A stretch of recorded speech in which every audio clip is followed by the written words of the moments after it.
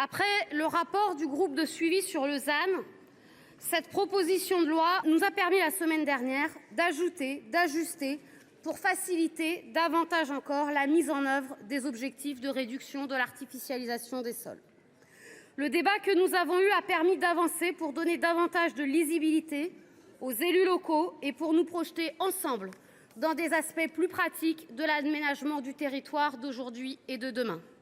Une chose est sûre, et les nombreux amendements déposés sur le texte, la richesse de nos échanges en sont une illustration. L'artificialisation des sols est un enjeu important dont nous aurons certainement à rediscuter dans les prochaines années et même les prochains mois. D'abord, parce que nous aurons un retour d'expérience de celles et ceux qui doivent concrètement mettre en œuvre ces objectifs, les élus locaux, les techniciens des collectivités territoriales. Aussi parce qu'il y a des éléments que nous n'avons pas évoqués, des éléments pourtant centraux. Je pense particulièrement au financement des collectivités, à l'appui technique dont elles auront besoin pour intégrer la raréfaction du foncier et leur politique d'aménagement, leurs orientations budgétaires. Nous avons dans le débat souligné l'enjeu des friches et je le redis à nouveau au gouvernement, monsieur le ministre. Nous avons besoin d'une analyse et de propositions sur les possibilités de réemploi de ces friches. Nous avons besoin du rapport que nous avons demandé et voté ici même pour nous aider à soutenir les territoires ruraux, les communes périurbaines, pour que les bâtiments délaissés d'hier soient les opportunités économiques de demain.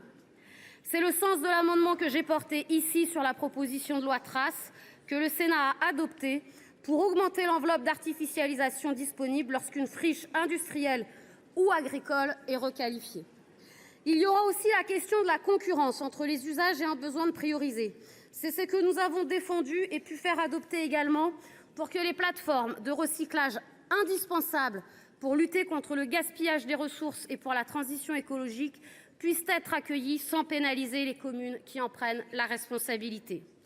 Nous aurons besoin de mutualiser ce type de plateforme, mais aussi de nombreux équipements, notamment publics, donc il faudra conserver l'accès pour toutes et tous et avec un souci de proximité pour n'exclure personne de services publics essentiels comme l'éducation, la santé, l'accès à la culture et au sport. Cette proposition de loi rassurera nos élus locaux sans les exonérer de leurs responsabilités et nous savons que nous pourrons compter sur eux.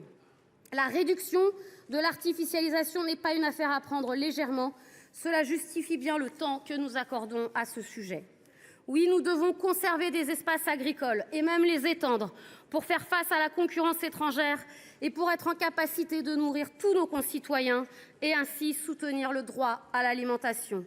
Oui, nous devons soutenir la filière du bois, certes, mais aussi conserver les espaces forestiers, les espaces naturels pour ce qu'ils sont, des réserves de biodiversité dont notre terre a besoin et qui sont indispensables pour lutter contre le dérèglement climatique.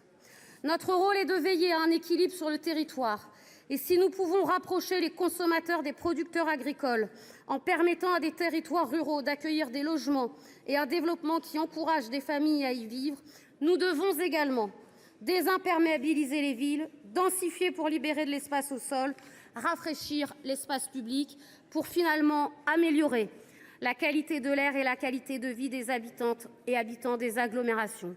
Et c'est bien ce défi commun, ce défi collectif qu'il nous faudra relever sans vouloir saucissonner systématiquement ces différents enjeux.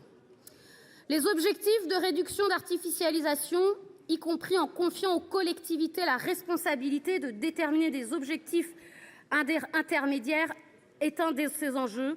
Nous avons répondu à une partie des freins de la loi climat et résilience et je l'espère, nous avons donné confiance aux élus locaux qui pourront demain mieux intégrer cet impératif écologique dans leur politique d'aménagement. Je veux rappeler ici que certes, nous dénonçons aujourd'hui facilement l'urbanisation des années 80 et 90, les décisions prises. Les maires de l'époque ont pris ces décisions en conformité avec les lois de l'époque et il nous faut parfois nous prémunir des jugements hâtifs sur le passé et plutôt nous projeter vers demain, vers l'accompagnement de ces nouveaux élus. Les maires ont toujours respecté la loi et ils continueront de la respecter demain À nous de la rendre accessible, utilisable et efficace. Au-delà de ce vote favorable pour notre groupe, vous l'aurez compris, bien loin de toute caricature, bien loin de tout populisme, demeure la vraie question pour demain. Le partage de nos ressources naturelles en tension, l'aménagement d'un territoire conciliant les activités humaines. De beaux défis à relever, à construire. C'est certainement là que réside la noblesse de la politique et de l'engagement local, et très certainement l'enjeu des renouvellements de 2026.